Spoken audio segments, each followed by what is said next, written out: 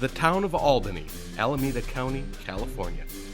It's early morning on a nice summer day, and a group of volunteers are going to practice saving lives. But today's live exercise is different, because today there are no expert teams, no massive deployments, no high-tech equipment, and no emergency medical supplies. No, today we're just going to test people and feet.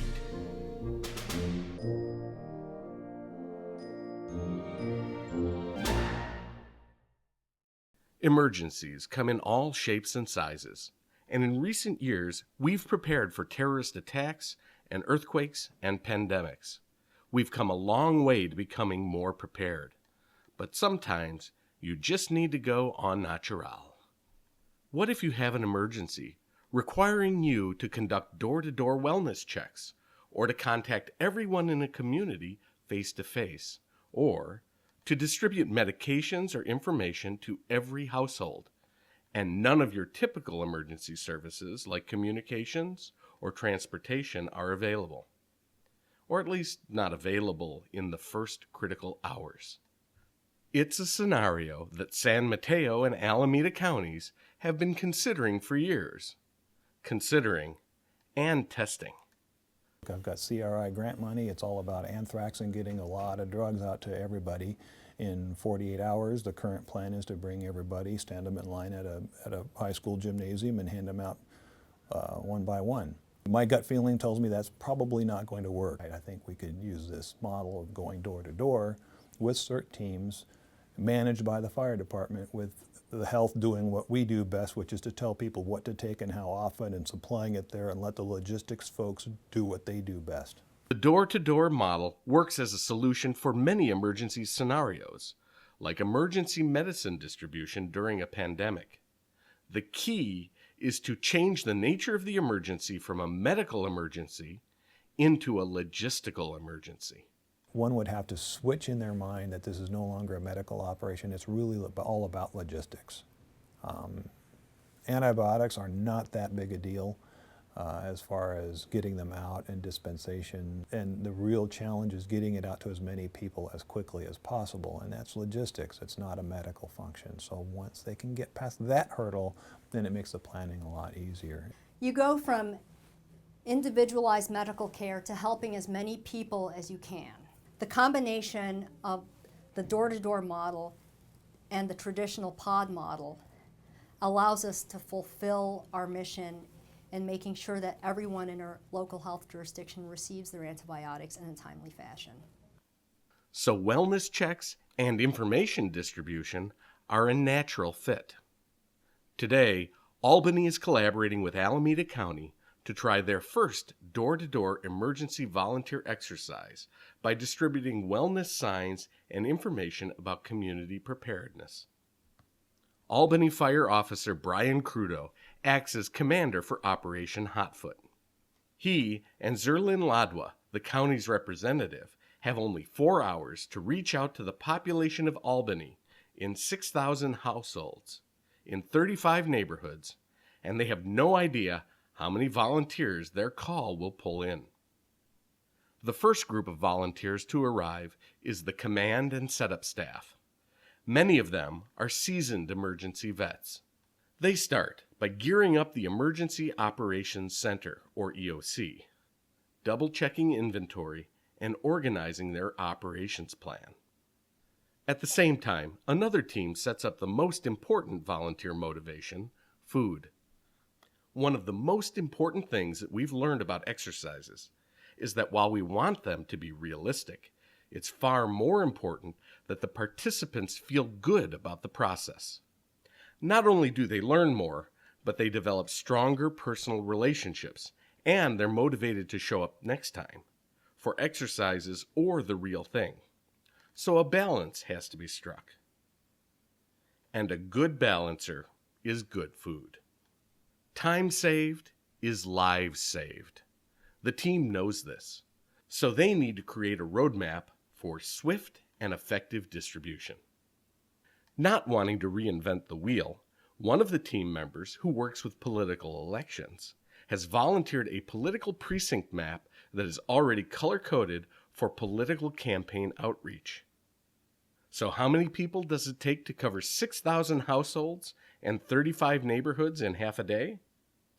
Today, they hope it's 42, because that's how many volunteers showed up.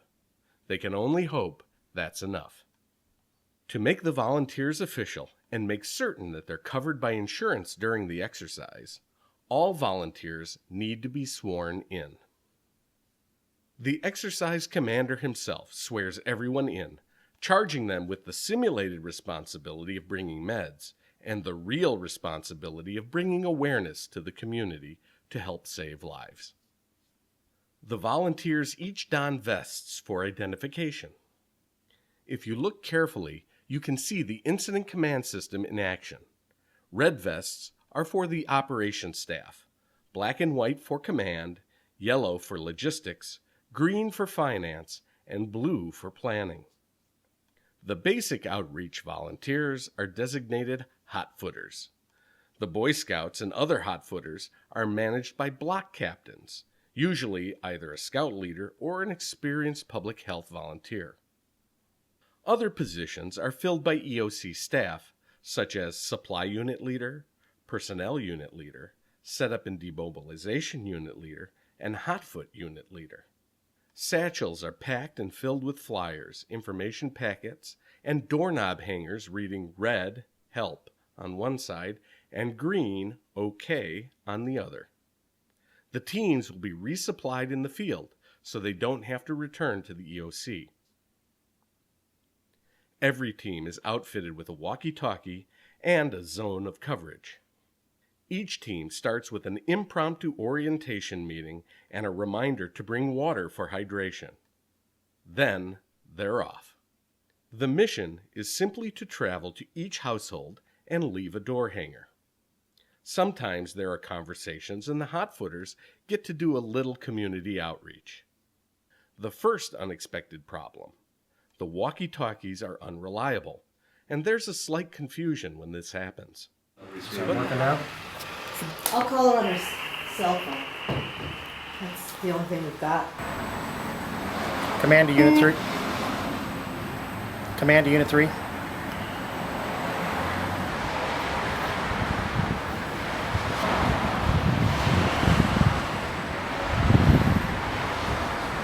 Unit 3, did you copy?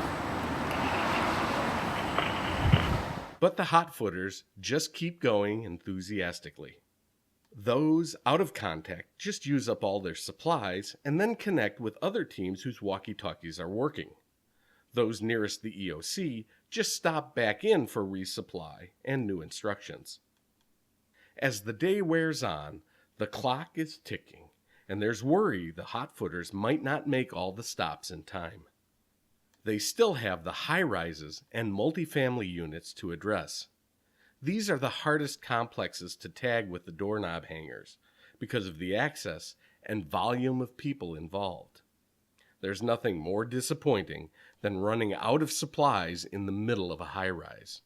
Out of 35 sectors, we have 29 that have been almost completed or completed, and 6 left, and then still some of our apartments that are locked that we haven't been able to get into yet.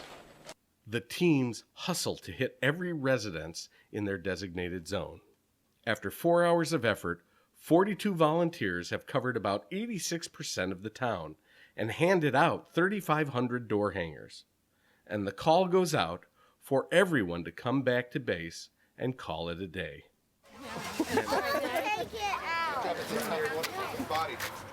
And then the debrief. Team leaders get together after thanking our volunteers and discuss the pros and cons. The majority of the sectors were reached today. I think only 5 or 6 out of 35 neighborhood sectors were not reached, so that's a really great strength. The communication was good. Yeah, supplies arrived pretty fast, maybe within 5 minutes, and yeah, everything went smoothly. Just a little disappointed that we didn't get 100%, but I kind of figured we'd probably be a little bit shy. I was just hoping we'd get a few more volunteers to be out there. I know the groups that we had were the ones that covered the big areas, but having a little more resources, we probably could finish this off today. Yeah, I thought that was one of the positives, actually. It was sort of like, if we had a negative, we turned it into a positive. We didn't get the volunteers, and I think maybe almost 50% at one point. It seemed like when we started, we anticipated 75. People kept trickling in. So we ended up getting a lot of volunteers. I think we have 42 that actually came in as volunteers. Oh, okay. In the end, they're surprised to achieve an 86% completion rate, with 30 out of 35 zones covered in 4 hours with only 42 people on foot. Although pleased with these results, everyone's convinced they could and would do better next time. The political campaign maps proved to be a great tool to organize a foot campaign. And perhaps most importantly, the Hotfooters said they had a fun and fulfilling experience. The team leaders also discussed the challenges they faced, especially the technological and communication failures. These led to some important lessons learned. Get volunteers into action quickly. This may require clearer and more concise training communication, but it's worth it. You also need a plan for latecomers. Give them a short orientation and have them shadow experienced volunteers briefly if necessary. Command staff should introduce the leadership to confer authority as well as let volunteers know with whom they're working. This can create a more comfortable working environment. Run the drill with limited technology, and volunteers will appreciate the benefits of technology, like transportation, power, or communications, without being impeded by breakdowns. Improve volunteer relationships. Take advantage of other organizations like the Boy Scouts and political outreach workers whose pre-existing skills can improve your efficiency and save lives. And utilize small communities like Albany to pilot test programs and alternate strategies for helping the public. Operation Hotfoot proved to be a success. The simplicity of door-to-door distribution was amazingly quick and easy. In fact, no one expected only 42 volunteers to cover so much ground. If the medical elements can be predetermined or reduced so that the need is primarily logistical, then door-to-door contact and distribution may save the day. Thanks for watching. A message from your Alameda County Public Health Department.